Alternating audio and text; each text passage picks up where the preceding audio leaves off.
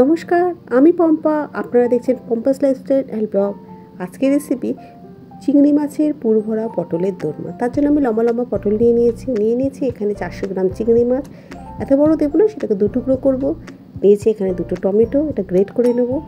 নিয়েছি ফোড়নের জন্য গোটা জিরে, তেজপাতা, আদা রসুনের পেস্ট, হলুদ গুঁড়ো, কাশ্মীরি লঙ্কার গুঁড়ো, এখানে আছে ধনের গুঁড়ো, জিরের গুঁড়ো আর গুঁড়ো গরম মশলা। ঝালের জন্য আছে কাঁচা লঙ্কা। চলুন এবার আমি কীভাবে রান্নাটা করছি সেটাই আপনাদের সাথে আমি দেখাবো। তুমি একটা পটল নিলাম, নিয়ে ছুরির সাহায্যে গাটাকে চেঁচে নেব, ছুলে নেব না কিন্তু। নিয়ে দুদিকের মুখটা কেটে নেব। নিয়ে একটা চামচের সাহায্যে চামচের পিছন দিকটা দিয়ে আস্তে আস্তে ঘুরিয়ে ঘুরিয়ে পটলের ভেতরে যে মাংসটা থাকে ওটাকে আমরা বার করিয়ে নেবো। আর এই যে মাংসটা বেরোলো সেটাও কিন্তু আমরা মিক্সিতে পেস্ট করে নেবো। এটা কিন্তু পরবর্তীকালে আমাদের পটলের যে পুর করতে আমাদের লাগবে। চলুন তাহলে আস্তে আস্তে করে নিই সব পটলগুলো।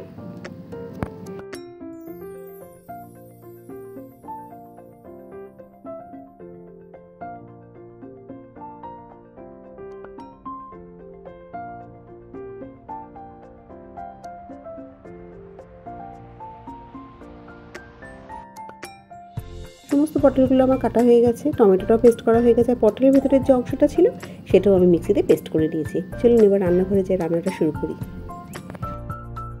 আরও একটা কাজ বাকি আছে জানেন, পটলের গায়ে যখন নুন হলুদটা মাখাবো তখন নুন হলুদটা আমি আঙুলের সাহায্যে পটলের ভেতরেও মাখিয়ে নেব। কেন যখন পটলটা ভাজবো তখন তো আর নুনটা ভেতরে ওভাবে ঢুকবে না, তো এরমভাবে মাখিয়ে দিলে ভেতরটা নুন ভাজার সময় নুন নুন হয়ে যাবে।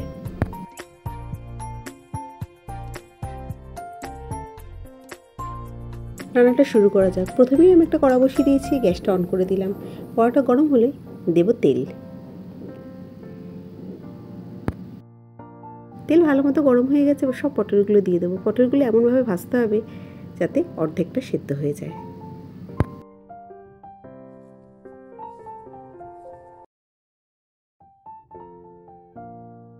পটলগুলো আমি যেভাবে উল্টে পাল্টে ভাজছি সেম এরমভাবেই ভেজে নেবেন, নাহলে উপরটা লাল হয়ে যাবে আর ভেতরটা কাঁচা থেকে যাবে।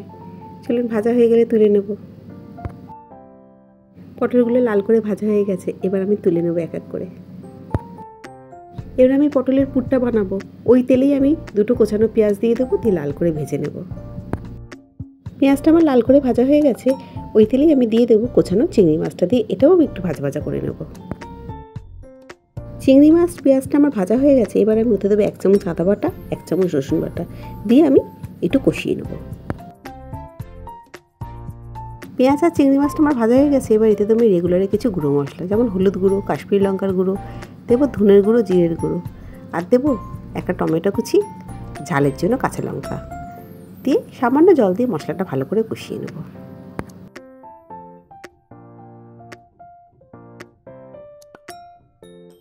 আমি এতে দেবো সামান্য নুন, আর পটলের দানাগুলো যে পেস্ট করে রেখেছি সেটা দিয়ে ভালো করে কষিয়ে নেব।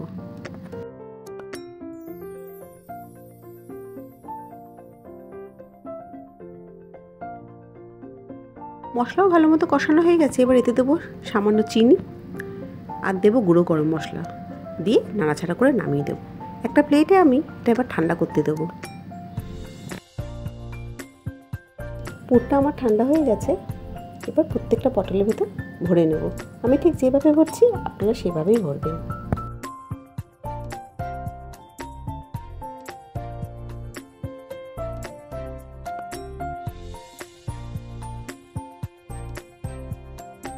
আবার আমি একটা করে দেখাচ্ছি যাতে আপনাদের সুবিধা হয়।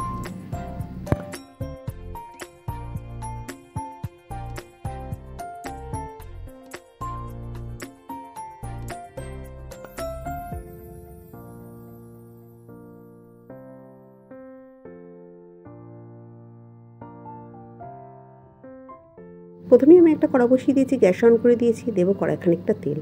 তেলটা গরম হলে ফোড়নে দেবে আমি গোটা জিরে, তেজপাতা। জিরে আর তেজপাতার একটু ভাজা ভাজা হলে দিয়ে দেবো 2টো কোচানো পেঁয়াজ, দিয়ে আমি লাল করে ভেজে নেব। পেঁয়াজ আমার লাল করে ভাজা হয়ে গেছে, এবার এতে দেবো 1 চামচ আদা বাটা, 1 চামচ রসুন বাটা, দিয়ে ভালো করে কষিয়ে নেব। আদা রসুন ভালো করে কষানো হয়ে গেছে, এবার আমি এতে দেবো হলুদ গুঁড়ো, দেবো কাশ্মীরি লঙ্কার গুঁড়ো, জিরের গুঁড়ো, ধনের গুঁড়ো, দেবো সামান্য জল, দিয়ে মশলাটা ভালো করে কষিয়ে নেব।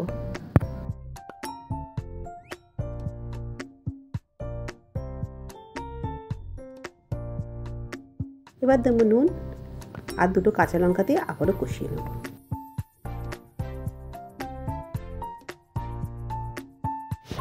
এবার দেবো টমেটো পেস্ট দিয়ে ভালো করে কষিয়ে নেব, টমেটোর কাঁচা গন্ধ চলে যাওয়া পর্যন্ত। মশলাটা ভালো করে কষানো হয়ে গেছে, তেলে ছেড়ে দিয়েছে। এবার আমি পরিমাণ মতো জল দিয়ে দেবো। যখন জলটা ফুটবে তখনই আমি পুরভরা পটলগুলো দিয়ে দেবো। এই সময় অবশ্যই নুনটা দেখে নেবেন। ঝোলটা ফুটে গেছে, এবার আমি এতে দেবো সামান্য চিনি। চিনি না দিলে পটলের দোরমা খেতে একদম ভালো লাগবে না। এবার আমি পুরভরা পটলগুলো দিয়ে দেবো, দিয়ে একটু নাড়াচাড়া করে ঢেকে দেবো 5 মিনিটের জন্য।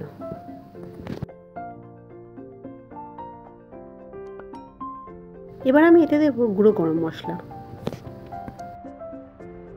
পটলের দোরমা আমার রেডি। আমার রিকোয়েস্ট, বাড়িতে একবার এভাবে বানিয়ে দেখুন। বিয়ে বাড়ির পটলের দোরমাকেও হারও বানিয়ে দেবে, এত টেস্ট হবে। যদি ভিডিওটা ভালো লাগে তাহলে একটা লাইক করবেন, কমেন্ট, শেয়ার, ফলো করতে ভুলবেন না।